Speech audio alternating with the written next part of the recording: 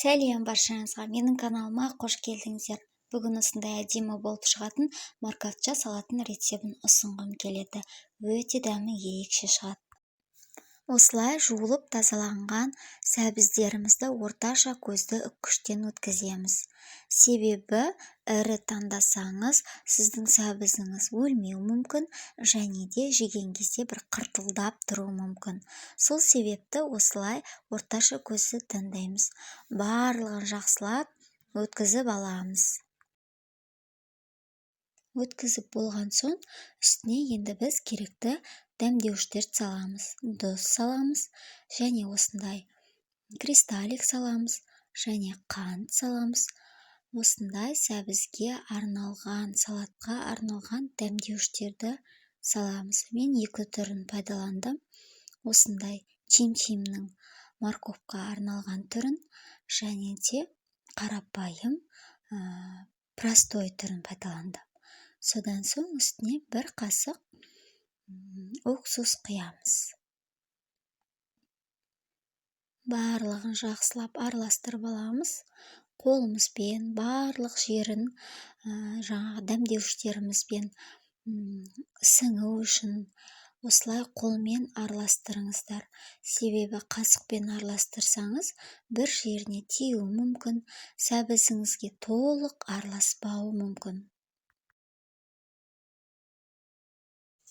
Енді осының үстіне бір орташа пиязымызды майға қуырып аламыз, ал қызыл түске енгенше.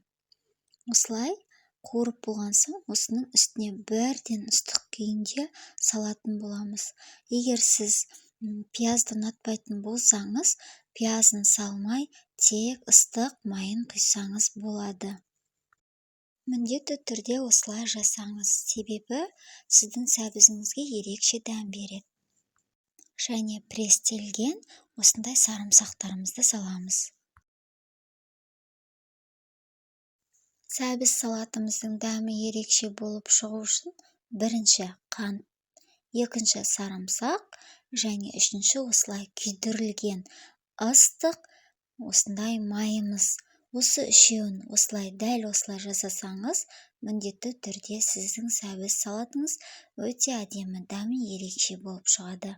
Бір түнге қоюда қажет етпейді. Осындай езіліп дейді, яғни өлтіріліп дейді сәбізі. Осындай соғы шығып, әдемі болып шығады. Міндетті түрде жасап көріңіздер, және кішкене түр беру үшін, әсемдік үшін бір қиярды турап салсаңыздар да болады. Болмаса майдалап укроп, ас көгін пайдалансаңыздар да болады.